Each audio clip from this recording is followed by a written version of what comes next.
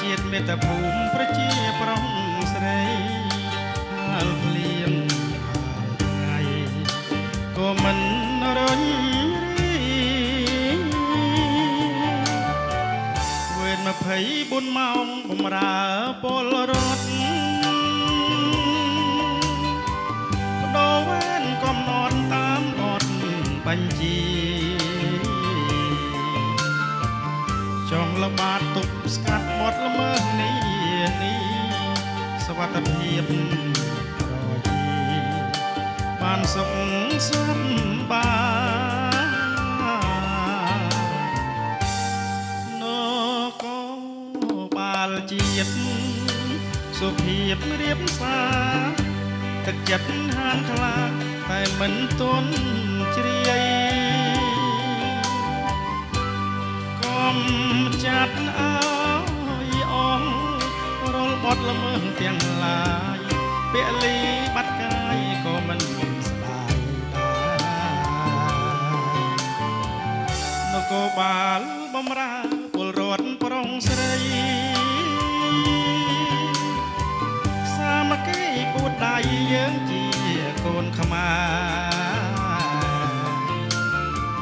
ររួមគ្នាទប់ស្កាត់បទល្មើសនេះប្រសពគ្រប់គ្រី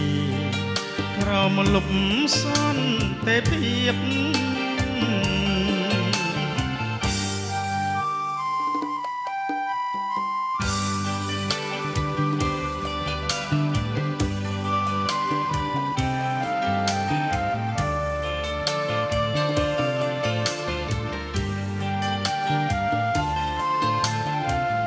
េះពន្ធបងផនថនបាទម្ចាស់រីសតបាទលុបពោវិឡាខេត្តបាត់ដំបងមកដែរបាទនគរបាលជាតិសុភាពរៀបសារទឹកចិត្តហានខ្លាតែមិនទន់ជ្រាយកុំចាត់អើយអងរលបត់ល្មើសទាំងឡាយពលីបាត់កាយក៏មិនស្ដាយ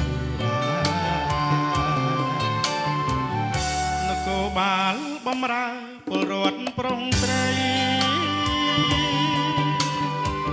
សាមគ្គីពួតដៃយើងជាកូនខ្មែរ